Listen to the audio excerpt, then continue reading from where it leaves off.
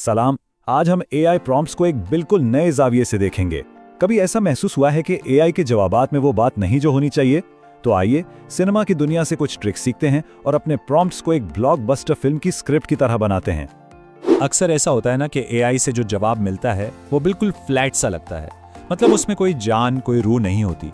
वो चिंगारी गायब होती है जिसकी हम उम्मीद कर रहे होते हैं। तो इसका हल क्या है? हल ये है कि सिर्फ एक कमांड देने के बजाय एक फिल्म डायरेक्टर की तरह सोचा जाए। यही वो बुनियादी तब्दीली है जो आम और गैर मामूली नताइज में जमीन आसमान का फर्क पैदा कर देती है।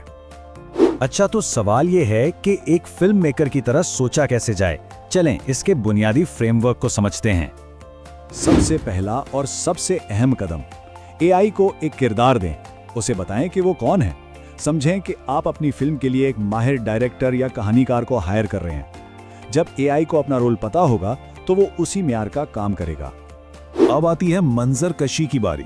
बिल्कुल जैसे कोई फिल्म एक शानदार सीन के साथ शुरू होती है, सिर्फ ये मत बताएं कि एक जंगल था, बल्कि उसकी पूरी तस्वीर खींचें, ऐसा कि एआई इस माहौल को महसूस कर सके, उसे देख सके।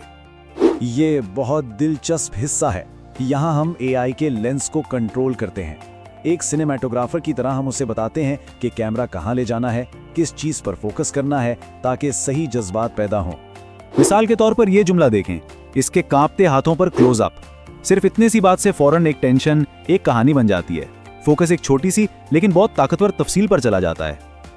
और हाँ, हर अच्छी कहानी में एक जज्बाती उतार चढ़ाव होता है। हमें एआई को ये बताना होगा कि कहानी का सफर कैसा होगा, जिद्दोजहद से कामयाबी तक या मायूसी से उम्मीद तक। इससे कहानी में गहराई आती है।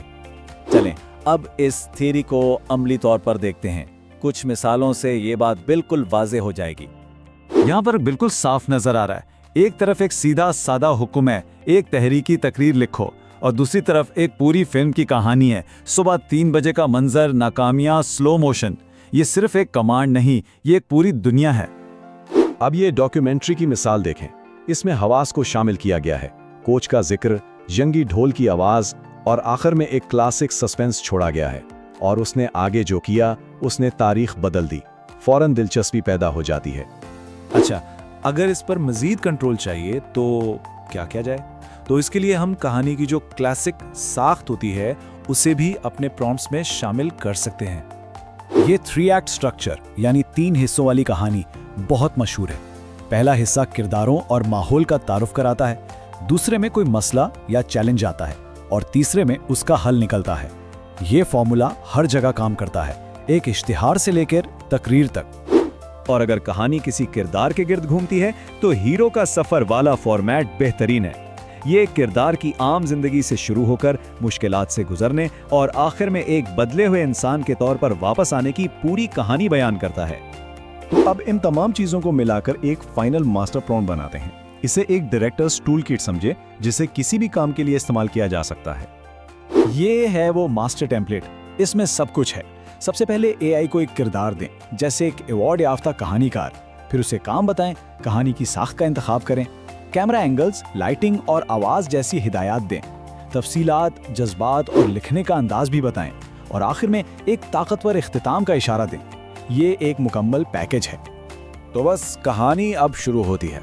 अब देखना यह है कि इस टूल किट को इस्तेमाल करके सबसे पहली और सबसे शानदार कहानी कौन सी तख्लीक की जाती है।